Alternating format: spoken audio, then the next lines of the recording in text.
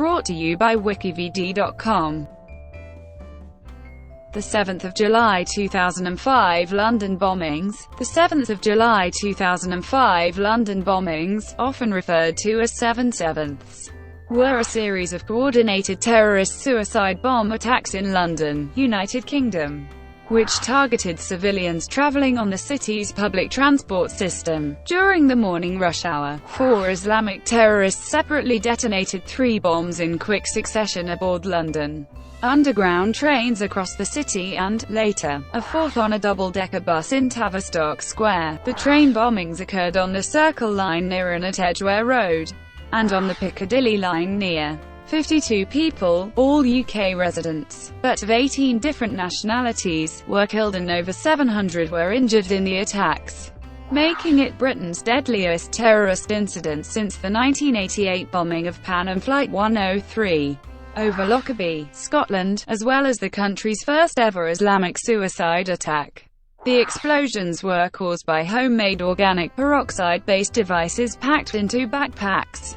The bombings were followed 2 weeks later by a series of attempted attacks that failed to cause injury or damage. The 7th of July attacks occurred the day after London had won its bid to host the 2012 Olympic Games. London Underground.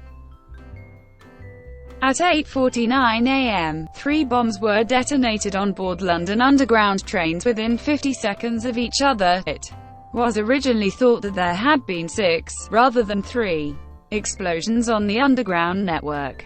The bus bombing brought the reported total to 7. This was clarified later in the day. The erroneous reporting can be attributed to the fact that the blasts occurred on trains that were between stations, causing wounded passengers to emerge from both stations, giving the impression that there was an incident at each. Police also revised the timings of the 2 blasts. Initial reports had indicated that they occurred during a period of almost half an hour. This was due to initial confusion at London Underground, where the explosions were originally believed to have been caused by power surges. An early report, made in the minutes after the explosions, involved a person under a train, while another described a derailment. A code amber alert was declared by LU at 9:19, and LU began to cease the network's operations, ordering trains to continue only to the next station, and suspending all services. The effects of the bombs are understood to have varied due to the differing characteristics of the tunnels in which they occurred. Tavistock Square bus. Almost 1 hour after the attacks on the London Underground, a 4th bomb was detonated on the top deck of a number 30 double-decker bus, a Dennis Trident II operated by Stagecoach London and travelling its route from Marble Arch to Hackney Wick. Earlier, the bus had passed through the King's Cross area as it travelled from Hackney Wick to Marble Arch. At its final destination, the bus turned around and started the return route to Hackney Wick. It left Marble Arch at 9 a.m. and arrived at Euston bus station at 9:35 a.m., where crowds of people had been evacuated from the tube and were boarding buses. The explosion at 9:47 a.m. in Tavistock Square ripped off the roof and destroyed the rear portion of the bus. The blast took place near BMA House, the headquarters of the British Medical Association, on Upper Woburn Place. A number of doctors and medical staff in and near that building were able to provide immediate emergency assistance. Witnesses reported seeing half a bus flying through the air. BBC Radio 5 Live and The Sun later reported that 2 injured bus passengers said that they saw a man exploding in the bus. The location of the bomb inside the bus meant the front of the vehicle remained mostly intact. Most of the passengers at the front of the top deck survived, as did those near the front of the lower deck, including the driver, but those at the rear of the bus suffered more serious injuries. The extent of the damage caused to the victims' bodies resulted in a lengthy delay in announcing the death toll from the bombing while the police determined how many bodies were present and whether the bomber was one of them. Several passers-by were also injured by the explosion, and surrounding buildings were damaged by debris. The bombed bus was subsequently covered with tarpaulin and removed by low loader for forensic examination at a secure Ministry of Defence site. The vehicle was ultimately returned to Stagecoach, and scrapped thereafter on 15 October 2009.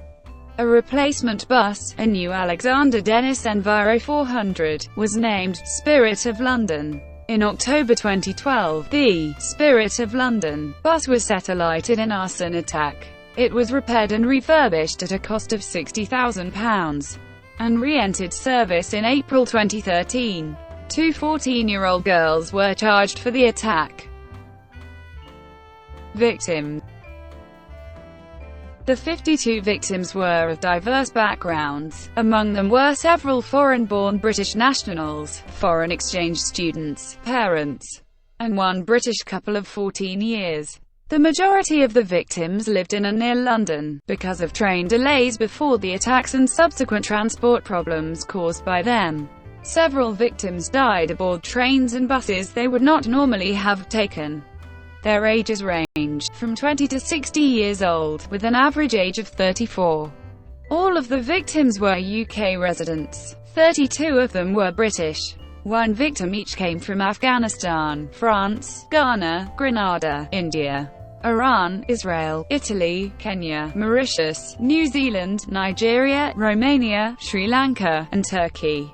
3 victims were Polish nationals, while 1 victim held dual Australian-Vietnamese citizenship, and 1 held dual American-Vietnamese citizenship.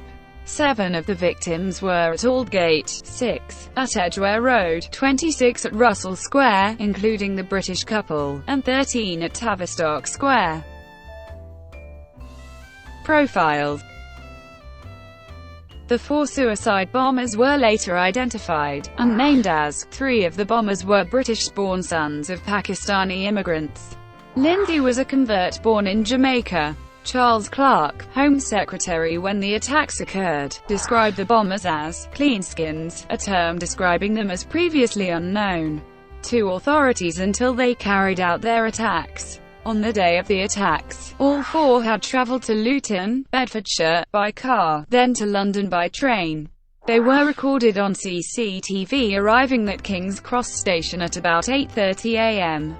On 12 July 2005, the BBC reported that the Metropolitan Police Service's Anti-Terrorism Chief Deputy Assistant Commissioner Peter Clarke had said that property belonging to one of the bombers had been found at both the Aldgate and Edgware Road blasts. Thank you for watching, brought to you by WikiVidi.com. Please like and subscribe below.